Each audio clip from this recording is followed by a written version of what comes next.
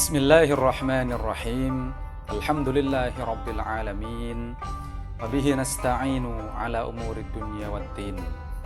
Assalatu wassalamu ala nabiyyina Muhammadin sallallahu alaihi wasallam wa ala alihi wa ashabihi wa man tabi'ahum bi ihsanin ila yaumiddin. Qala Allahu ta'ala fil Qur'anil azim. A'udzu billahi minasyaitonir rajim. Bismillahirrahmanirrahim. Walau syaa rabbuka la'amana man fil ardi kulluhum jami'an afa anta tukrihun nasa hatta yakunu mu'minin wa ma kana li nafsin an tu'mina illa biiznillah wa yaj'alullahu rijsa 'alal ladzina la yaqilun. Shadaqallahul azim. Assalamualaikum rekan-rekan sekalian yang berbahagia. Alhamdulillah kita bersyukur kepada Allah yang masih memberikan kita waktu, kesehatan, dan kesempatan sehingga kita bisa meneruskan cerita tafsir tematik kita. Tema besar yaitu sihir milenial, dan topik kali ini yang terkait dengan itu adalah tentang susuk pengasihan atau susuk untuk pelet atau yang semisalnya. Ya. Mudah-mudahan segala sumber daya yang Allah titipkan kepada kita berupa rezeki, waktu, ilmu, keluarga, lingkungan, teman-teman, sahabat, semuanya bisa bermanfaat, mensupport kita untuk bisa selamat dan bahagia fid dunya wal akhirah. Amin ya rabbal alamin. Nah, rekan-rekan sekalian, memang santer di masyarakat kalau kita bergerumul dengan masyarakat, bergaul dengan masyarakat sekitar kita, terutama waktu saya di Banyuwangi dulu ya, dan juga di online, di internet, kalau kita search di Google itu banyak ya isu tentang susuk untuk pesugihan ya, atau susuk untuk pelet ya. Jadi konsepnya begini rekan-rekan sekalian, susuk itu diyakini sebagai sesuatu yang dimasukkan ke dalam tubuh seseorang secara spiritual atau secara gaib atau secara magis ya. Jadi susuk itu ya bisa berbentuk jarum misalkan, atau pelor ya, atau yang terbuat dari emas, berlian, besi, tembaga ya, intan, dan lain seterusnya dan lain sebagainya. Katanya barang-barang itu dimasukkan ke dalam tubuh seseorang, tetapi dimasukkannya itu secara gaib dan secara magis, secara supranatural ya. Jadi keluar dari yang natural, maksudnya keluar dari kebiasaan. Jadi dimasukkan secara gaib, bukan dimasukkan betulan. Maksudnya ada jarum ya, misalkan ada jarum itu dimasukkan ke dalam tubuh yang dengan melukai, itu tidak. Atau ada berlian atau emas atau intan atau gotri ya, atau peloran itu dimasukkan ke dalam diri seseorang atau tubuh seseorang ya. Itu enggak fisik seperti itu katanya. Itu adalah dimasukkan tetapi secara gaib, secara magis, secara supranatural, di luar kebiasaan. Jadi katanya barang-barang itu tadi dimasukkan ke dalam tubuh tetapi tanpa melukai fisik ya. Ada yang dimasukkan, katanya dimasukkan di antara di antara alis ya, tepat di kening ini ya. Ada yang dimasukkan di pipi misalkan ya, atau di ujung bibir ya, atau dimasukkan di dagu ya. Ya, baik untuk laki-laki maupun perempuan ya. Ada yang dimasukkan ya, pokoknya seluruh tubuh lah, pinggulnya, pahanya katanya ya, dadanya misalkan, katanya gitu. Jadi tapi dimasukkan itu bukan operasi seperti medis itu, bukan, tapi dimasukkan katanya secara gaib, magic, magis, supranatural, metafisika ya, sehingga katanya tidak merusak badan, tidak melukai badan. Tujuannya apa? Yaitu tadi untuk pengasihan katanya. Jadi kalau dimasukkan di pipi misalkan, biar tambah cantik atau biar tambah ganteng ya. Dimasukkan di kening, di ujung bibir ya, di dagu, di badan kita semuanya katanya dimasukkan secara gaib itu supaya berkarisma katanya ya, supaya kata-katanya itu diturut sama orang, supaya berwibawa ya, katanya gitu. Jadi supaya kebal, tidak tedas ditembak, tidak tedas di bacok ya, tidak tedas dipukul gitu ya, supaya berwibawa, dihormati orang. Itu banyak nanti merembet supaya kalau dagangan itu supaya pelaris gitu ya, supaya naik jabatan ya, karirnya supaya melejit ya. Kalau membuka usaha bisnis ya supaya supaya bisnisnya sukses ya, supaya untung terus gitu ya. Kalau dia misalkan artis supaya semakin populer ya, supaya semakin disanjung-sanjung. Katanya itu fungsi sosok itu seperti itu. Jadi dimasukkan secara gaib ya. Katanya benda-benda tadi itu bukan dimasukkan fisiknya, tetapi dimasukkan secara energial katanya ya. Jadi diubah dulu oleh dukunnya itu atau orang yang berprofesi seperti itu, diubah dulu itu menjadi energi katanya, kemudian dimasukkan secara gaib. Kemudian itu bisa membuat orang katanya semakin percaya diri, semakin berani, menghilangkan kecemasan, menghilangkan ketakutan, menghilangkan keraguan-raguan, bisa menjadi berani, bisa menjadi disukai orang, dicintai orang, dikasihi orang. Itu tadi susuk pengasihan katanya. Jadi susuk pelet gitu ya, susuk pengasihan. Nah, itu konsepnya seperti itu rekan-rekan sekalian ya. Kalau kita bahkan kalau kita melihat di internet itu lebih detail lagi itu ya. Digambarkan ya, orangnya itu mencantol-cantolkan atau mengkait-kaitkan aksinya itu atau jualan jasa susuk pengasihan atau susuk peletnya itu dengan misalkan dengan tampilan-tampilan yang itu dihormati oleh masyarakat awam. Misalkan dia berpenampilan seperti kiai, seperti ustadzah, seperti ulama ya, seperti tokoh masyarakat ya.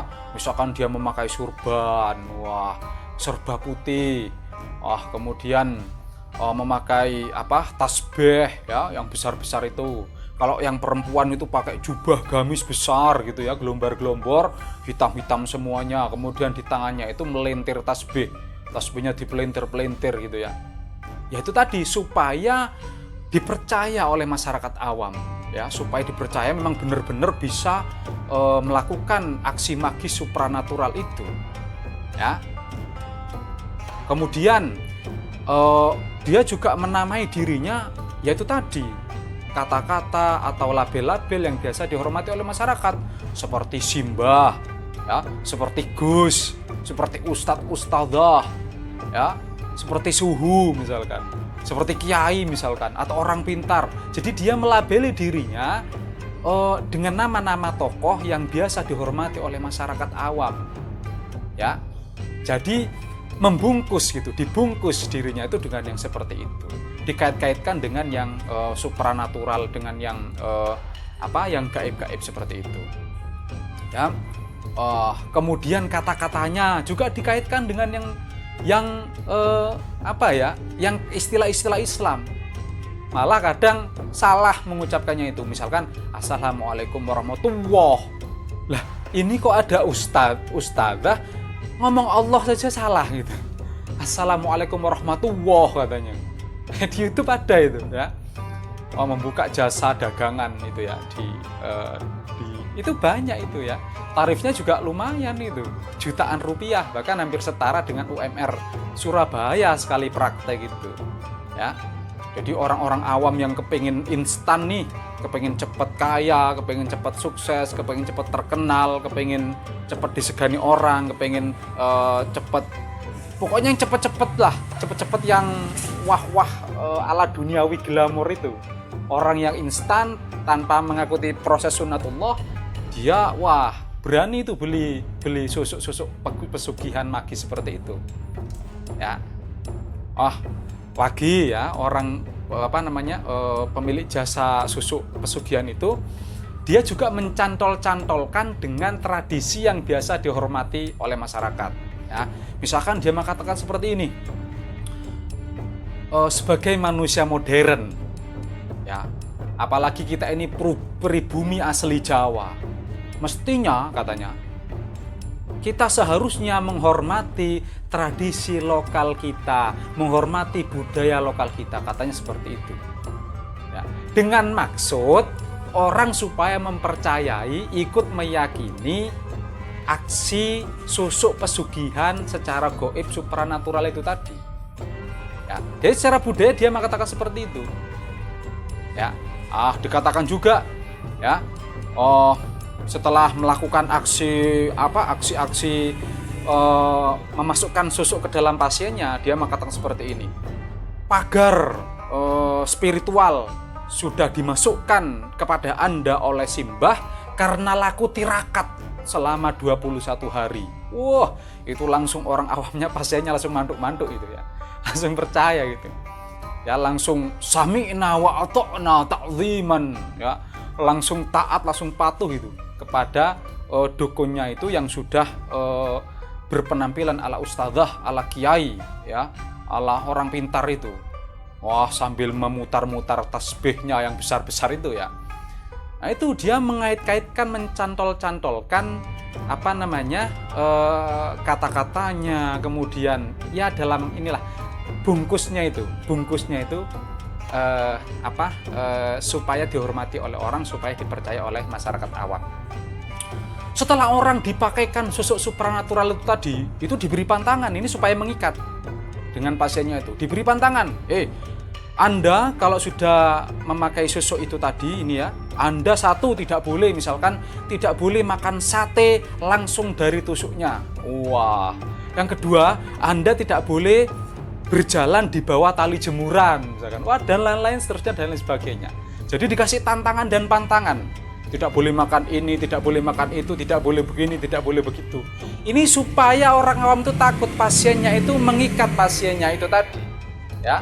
Supaya lebih menancap di dalam alam bawah sadarnya itu, rekan-rekan sekalian. Ya. Ya, itu konsep dari susuk magis supranatural itu. Ya. Lalu bagaimana kita menanggapi itu ya rekan-rekan sekalian ya? Tentu saja kita sebagai orang muslimin, mukminin ya.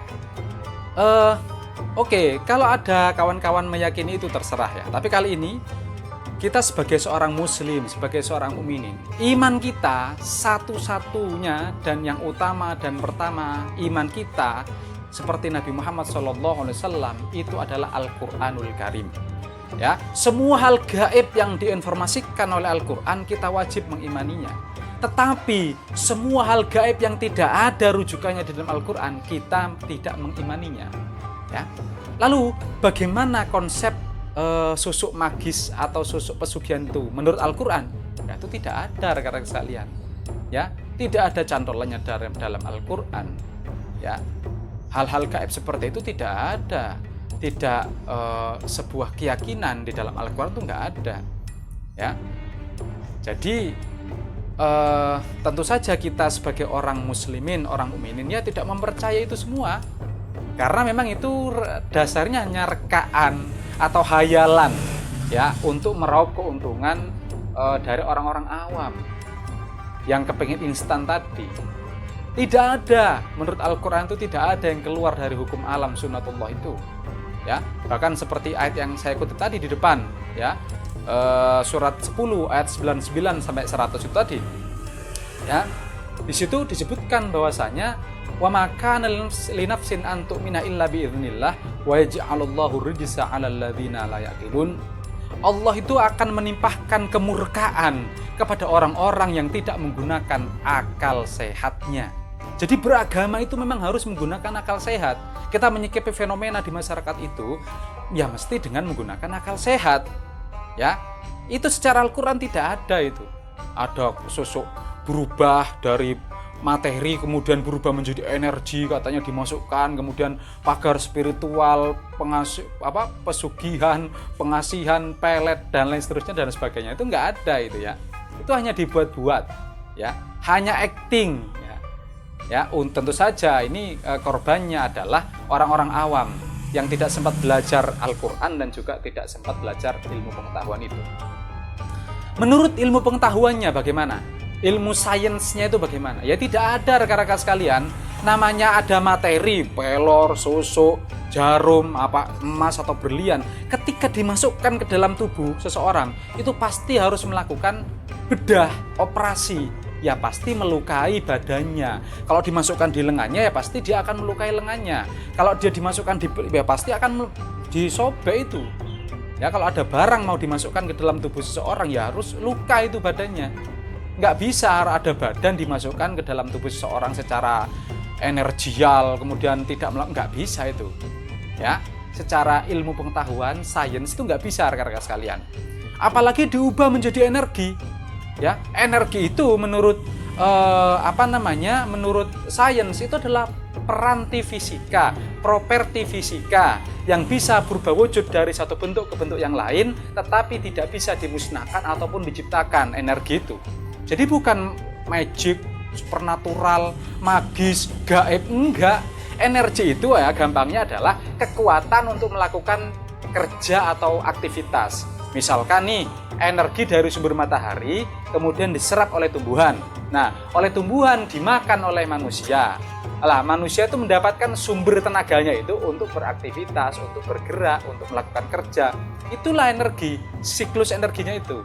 Atau dari matahari kemudian diserap oleh tumbuhan dalam proses fotosintesis, kemudian tumbuhannya itu dimakan oleh binatang, hewan-hewan. Lah, hewan-hewannya dimakan oleh manusia, sehingga energi dari matahari pindah ke tumbuhan, pindah ke hewan, energi hewan pindah ke manusia. Oleh manusia energi itu dibuat untuk aktivitas, untuk kerja. Itu energi energial itu. Jadi tidak gaib, metafisik, ya, antah berantah, magis, supernatural, enggak. Semuanya itu natural. Natural itu alami, ilmiah gitu.